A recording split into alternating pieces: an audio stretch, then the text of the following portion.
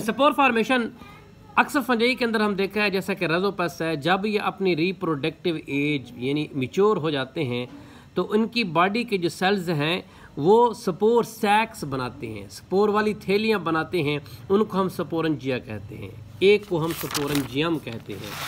अब देखें स्पोरेंजियम के अंदर क्या होता है, एक सेल डिवाइड होता है, बार बार डिवाइड होके वो डॉटर सेल बनाता है जिन्हें हम स्पोर कहते हैं। अब यही स्पोर एक थिक वाल से कवर हो जाता है जिसे हम सिस्ट कहते हैं। पहले स्पोरेंजियम होता है, स्पोरेंजियम के अंदर सेल डिवीजन होती है और उसके डिवीजन में स्पोर बनते हैं, स्पोर के ऊपर फिर थिक वाल बनती है, उसको हम सिस्ट कहते हैं। अच्छा, ये अनफेवरेबल कंडीशन के अंदर ये थिक वाल जो सिस्ट हैं ये रहती हैं। जब माहौल ठीक हो जाए यानी फेवरेबल कंडीशन हो जाए, टेम्परेचर ठीक है, पीएच ठीक हो चुकी है, तब यही स्पोर जर्मिनेट करते हैं और नया रेजोपस बना देते हैं। अच्छा, ये सिर्फ फंगस के अंदर नहीं होता, कुछ ये अनफेवरेबल कंडीशन के अंदर कुछ बैक्टीरिया भी क्या करते हैं, स्पोर बनाते हैं। मगर बैक्टीरिया स्पोर बाहर नहीं बनाते, बल्कि ये अंदर स्पोर बनाते हैं, जिसकी वजह से इन्हें हम कहते हैं एंडोस्पोर। क्या बनाते हैं, एंडोस्पोर। इनके भी स्पोर क्या होते हैं, वो थिक वाल्ड होते हैं, यानी कि काफ़ी ज़्यादा क्या होते हैं, वो सख्त दीवारों वाले होते हैं, जिन्हें हम एंडोस्पोर कहते हैं। जैसा कि क्लास्ट्रीडियम और बेसिलम शिपी ये स्पोर बनाते हैं। ये स्पोरेंजिया है भाई, बहर वाली ये स्पोरेंजियम है, ये मुकम्मल थिक वाल्ड है। और ये अंदर जो ये स्पोर पड़े हुए हैं, हर स्पोर के बाहर एक थिक वाल है, हर स्पोर के बाहर, और इसको हम एक को कहते हैं सिस्ट। हज़ारों के तादाद में एक स्पोरेंजियम के अंदर सिस्ट पड़े होते हैं।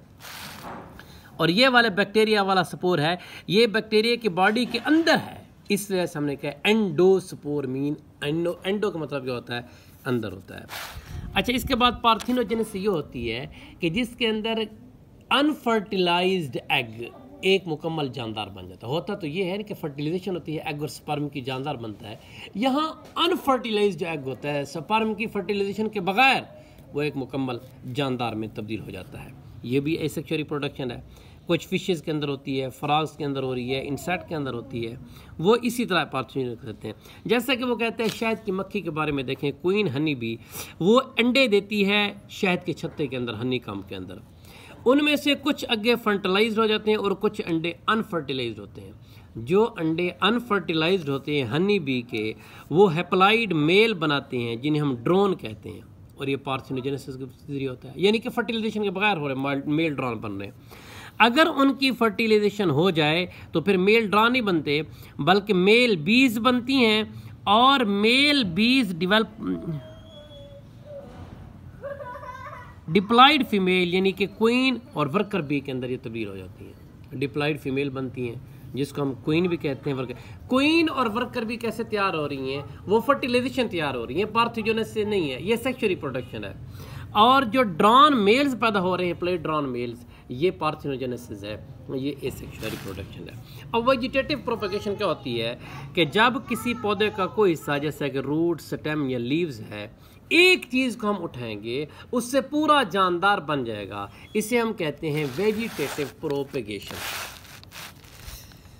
अच्छा, इसके बाद नेचुरल वेजिटेटिव प्रोपगेशन के 3-4 मिसालें हैं, जिसके अंदर सबसे पहले है बल्ब्स। बल्ब्स क्या होते हैं, आपने प्याज देखे है ना, प्याज की पनीर जिसे हम कण कहते हैं, कण छोटा सा एक उसका क्या होता है, बल्ब होता है, छोटा सा बल्ब होता है।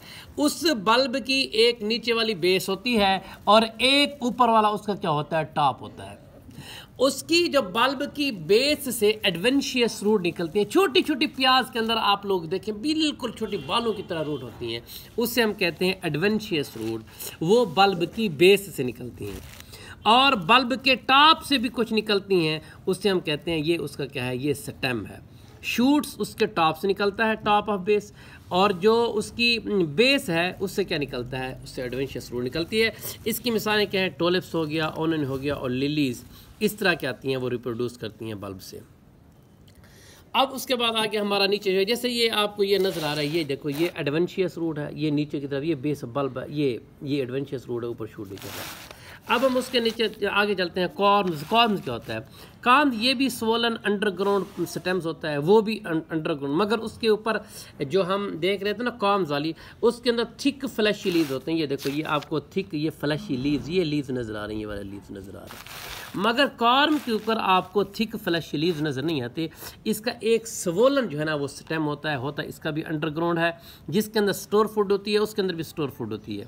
मगर इसके ऊपर ये होता है कि इसके ऊपर बड्स होते हैं, छोटे छोटे उभार होते हैं, छोटे छोटे क्या होते हैं, उभार होते हैं कॉर्म्स के ऊपर। आप यानी कि कॉर्म्स की टॉप के ऊपर उभार होते हैं, नीचे भी होते हैं। अच्छा, जो ऊपर वाले उभार होते हैं बड से, उनसे शूट बनता है। जो नीचे वाले उभार होते हैं उनसे क्या होता है, उनसे रूट बनती है। कॉर्म्स और बल्ब्स के अंदर फ़र्क ये है कि बल्ब्स का जो अंडरग्राउंड स्टेम होता है वो थिक फ्लैशी लीव से कवर होता है, मगर कॉर्म के ऊपर उसका थिक फ्लैशी लीव से कवर नहीं होता, उसका वैसे मौजूद होता है। अब उसके आ जाता है राइजोम। राइजोम के अंदर भी अंडरग्राउंड स्टेम होता है, मगर ये हॉरिजॉन्टल फॉर्म के अंदर होता है। किस फॉर्म के अंदर होता है, हॉरिजॉन्टल फॉर्म के अंदर होता है। इसके ऊपर स्केल लीव्स होते हैं, ये इनलार्ज पोर्शन होते हैं इसके बड़े बड़े, उनको हम नोड्स कहते हैं। अब जो हमने कॉर्म के अंदर देखा था वहाँ नोड्स नहीं थे, वहाँ छोटे छोटे बड थे, बड से शूट निकलता था। यहाँ पहले नोड बनेगी, बड़ी यानी इनलार्ज पोर्शन होंगे, और उस नोड के ऊपर फिर क्या बनेगा, बड बनेगा। वहाँ डायरेक्ट बड बनता है, कॉर्म के ऊपर यहाँ डायरेक्ट नहीं बनता, यहाँ नोड्स बनेंगे, उसके ऊपर क्या बनेगा, बड बनेगा। ये नोड्स बनने पर उसके ऊपर बड बनेगा। अच्छा, ये जो बर्ड्स होते हैं वो क्या करते हैं, अपर राइजोम के ऊपर सरफेस से होंगे तो वो शूट देंगे, अगर ये लोअर सरफेस से होंगे तो वो क्या कर देंगे, वो रूट बनाएंगे। इसकी मिसाल जिंजर होगी, फर्न और water lily produce by rhizome. ये जो जिंजर है ये इसकी मिसाल है। ये देखो ये नोड है, ये बड़ा नोड है, इसके ऊपर छोटे छोटे बर्ड बने हुए हैं, ये इसकी मिसाल है। अब आ गया स्टेम ट्यूबर। स्टेम ट्यूबर क्या होता है, स्टेम ट्यूबर के अंदर भी बर्ड होते हैं। तो आप कहेंगे बर्ड तो कॉर्म्स के ऊपर थे, कॉर्म्स के ऊपर जो बर्ड था वो एक था, बर्ड क्या था, वो छोटे बर्ड थे। अब राइजोम के ऊपर जो हमने देखा था वहाँ पहले नोड थे, नोड के ऊपर बर्ड था, और इधर स्टेम ट्यूबर के ऊपर बर्ड हैं, मगर ये बर्ड एग्रीगेटेड यानी ग्रुपों की शक्ल में है, और इसी वजह से इसे हम कहते हैं tiny birds in the form of eye की शक्ल में बर्ड होते हैं। अच्छा, सरफेस के ऊपर मौजूद होते हैं ट्यूबर की पूरी सरफेस के ऊपर, और यही जो टिन्नी सरफेस बर्ड होते हैं ये गुच्छों की शक्ल में शूट बनाते हैं, जैसे एक आलू के ऊपर आपने देखा है। यानी बर्ड्स बहुत ज़्यादा होते हैं तो छोटी छोटी इनके ऊपर क्या होते हैं, शूट लगते हैं काफ़ी ज़्यादा, एक आलू के ऊपर बहुत ज़्यादा ऊपर आलू लगे होते हैं, यानी हर बर्ड निया एक बनाती है इसके ऊपर।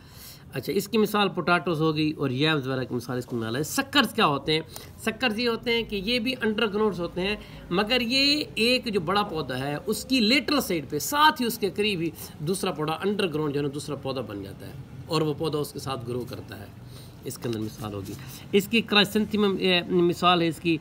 इसके अंदर वो कहते हैं क्लोज टू ग्राउंड लेवल, कुछ डिस्टेंस के ऊपर ये पौधा निकलेगा, उसके ऊपर बैरों पर। पुदीना इसकी मिसाल है ज़बरदस्त। वेजिटेटिव प्रोपगेशन क्या होता है, वेजिटेटिव प्रोपगेशन लीव्स ये होता है कि इसके अंदर ब्रायोफाइलम के अंदर लीव्स की जो मार्जिनल एरिया होते हैं, ये देखो ये मार्जिनल एरिया, ये वाले किनारे वाले और ये वाले मार्जिनल एरिया, जो लीव्स के मार्जिनल एरिया हैं, मार्जिनल एरिया से छोटे छोटे पौधे बनते हैं, एक लीव से काफ़ी पौधे बन जाते हैं, मगर उसके जो किनारे वाले एरिया है ना, किनारे वाले एरिया से क्या बनते हैं, पौधे बनते हैं। तो ये होता है उसका वेजिटेटिव प्रोपगेशन बाय लीव्स।